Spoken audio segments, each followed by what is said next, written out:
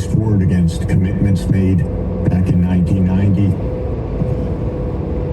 So I'm listening to the news, and it's talking about the Ukraine and nothing about us without us is what President Zelensky has apparently said, which is actually very befitting the times that we're in. Nothing without me, nothing about me without me. So when we say nothing about us without us, or nothing about me without me, what that means is that we are the ones that are holding the final say in our house, and we're claiming the right to have the final say in our story, which is our life. So as the treaties for peace are being called for, I want to actually remind you that back in the Roman days, peace was actually spelt P-A-X, which sounds phonetically like pax, which is why we make a pact and shake on it as a binding agreement or a transfer of energy. And this is where entanglements come in. Last night I was having a conversation with Jordy and Steffi, and we were talking about I forget what it was called, with the people that were doing experimentation with teleportation. And Jordy was saying that they did it the first time with a bunch of animals on board, and they plotted out where they would go, and then they plotted out their return, and they returned not so far from where it had been set up and scheduled by the ones who were organizing the experiment and making the plans and preparations. And then they replicated that with people, and it wound up that some people disappeared, some people ended up hopping timelines and having a challenging time staying in the present where they were, and then needing to do missions in others, I guess. Then it also had it where some people actually returned and were fused with the vessel that they were in when they were transported to a different time. And it was such a markedly different experience of the same experiment that when I heard it, I said, oh, well, I would suspect that's because the animals had no concept of where they were going, what to expect, what would be there. There's a 5-minute slowdown on Ontario 401 Express in 7 kilometers. You're still on the fastest route. Okay, thank you. So the animals had no concept of what to expect. And without expectations, there was no disappointment. And there was also no manipulation of what it would take to do that which they knew they were supposed to. Because they weren't part of it. They were just passengers there for the ride. Now, the people that went next had expectations. They had fears. They had ideas about what was going to happen, or what might happen, or what could happen. And all of these potentialities, I believe, influenced the outcome of that scenario and the outcome for those that were part of the experiment. Now, I do also believe that the same is true for us. And that is part of what this whole PSYOP, psychological operation, with the Certificate of Vex Identity Death AI experiment that we've all been going through since the year of hindsight, 2020. We were already going through it in a different way, but you can't tell me of a single person whose life is the same as it was before COVID, truthfully. And if you can, what were they doing and how were they involved prior to it? Because that would explain a lot. So I refer to it as the Certificate of Vex Identity Death, AI PSYOP, where transhumanism became part of the agenda, and people of being involved in this experiment. I believe it is time for us to actually talk. Centennial College is here. It is time for us to actually connect with the millennials, the generation that are coming up that have been raised on instant gratification and access to entertainment and entrainment since they were born. These are the people who can be disconnected from the reality we actually share a living experience with in the real world. And I say this because in 2011, when I became a certified coach, teacher, speaker with the John Maxwell team, my online identity became more important or significant to me in some ways than my real life. Because I felt like I was making a difference. And maybe I was. But I was not as vested in what was really important to me, which were the ones in my midst. My grandparents, particularly. Gravity. Gracianity. Or something. There's grace on the side of that. And winners there. My grandparents were amazing. I am so grateful that I was born to their family tree. Their genealogy, their gens, their tribe. Because what I know for sure is that they helped shape and model me into who I am today. And what I also know is that my parents were also part of that. And I see others that also shaped me because of the experiences we shared in life. And also, for some, afterlife. Because there are people that I am connected to that I haven't met, but their legacy, their body of work survived them, and I got my hands on it, which means I was able to wrap my head around concepts that they had left for us when they were living. And this is where we need to better understand our person, which is what I'm very excited to say I will be breaking down in a private workshop next week.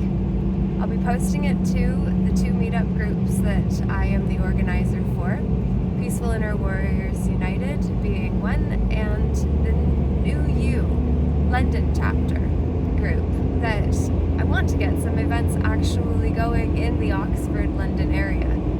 Because while I am at a distance from there now, London is a hub, and it was also where I was born. And it is reflective of the city of London that is responsible for so much of what we've experienced through all of this.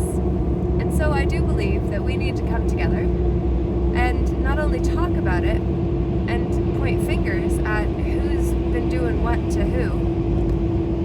I want us to actually step out of Whoville, and I want us to step into what it means to be an empowered penman. I want to understand what it means to wield our pen wisely in its truest form and not take on the titles of someone that does that which is now required, which is lawful remedy in writing.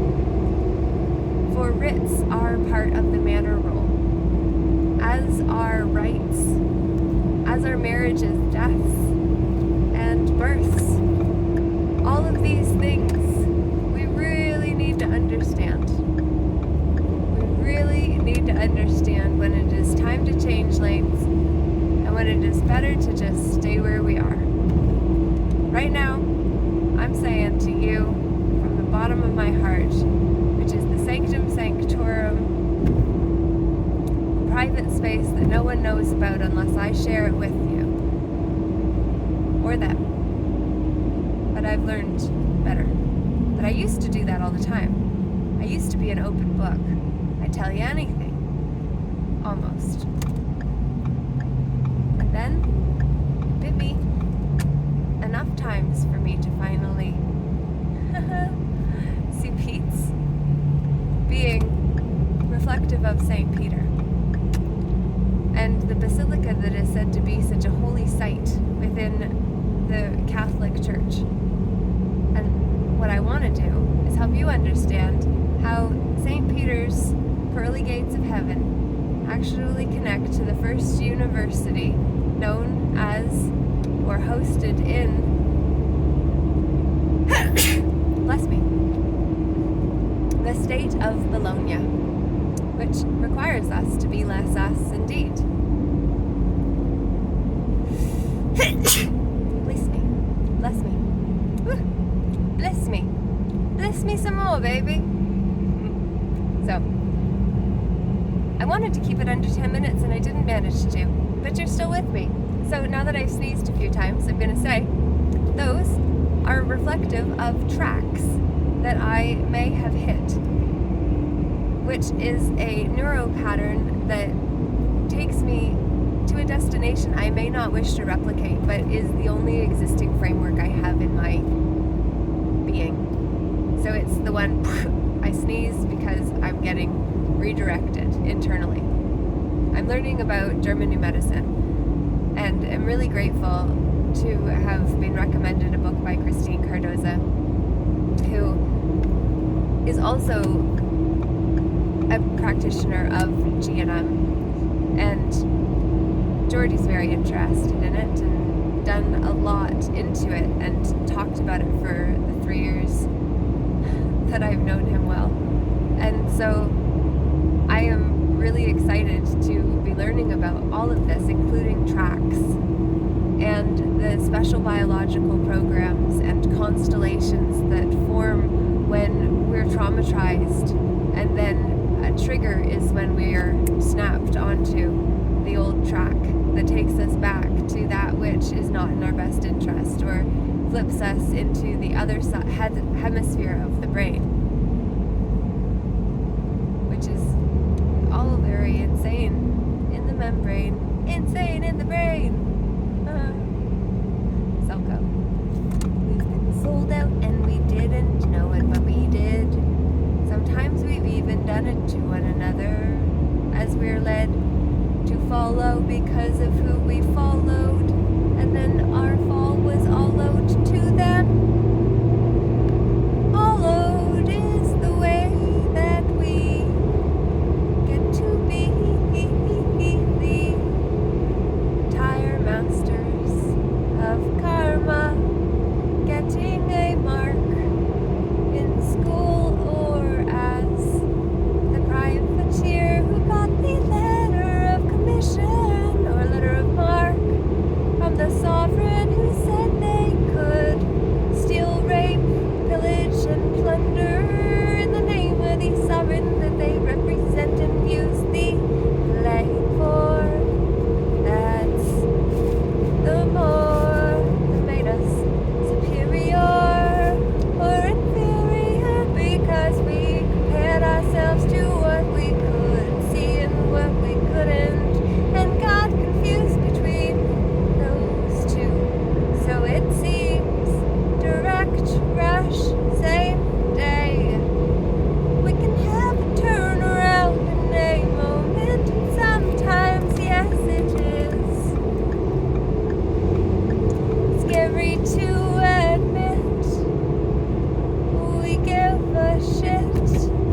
Ship high in transit, because that's when we can inspire those in positions of power who are causing harm to their fellow men and women, which is us. Screen time never stood a chance. Kids ride free. What do you think of that? How exciting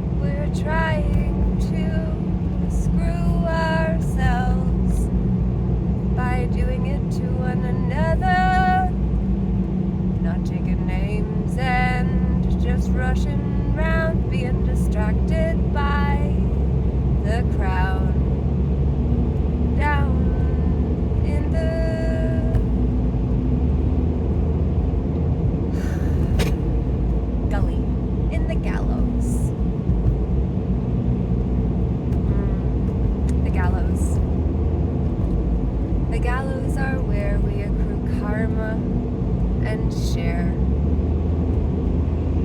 the load of the collective because we take it on as part of them. Go bold, Frank and Oak. I'll be frank with you, and we can be the oak tree that grew from the gens tribe, lineage, lineal, ancestral estate. That is attached to a living trust, which is where all our souls' karma is stored. The decedent account is what the trustees There's a slowdown ahead. let us know about.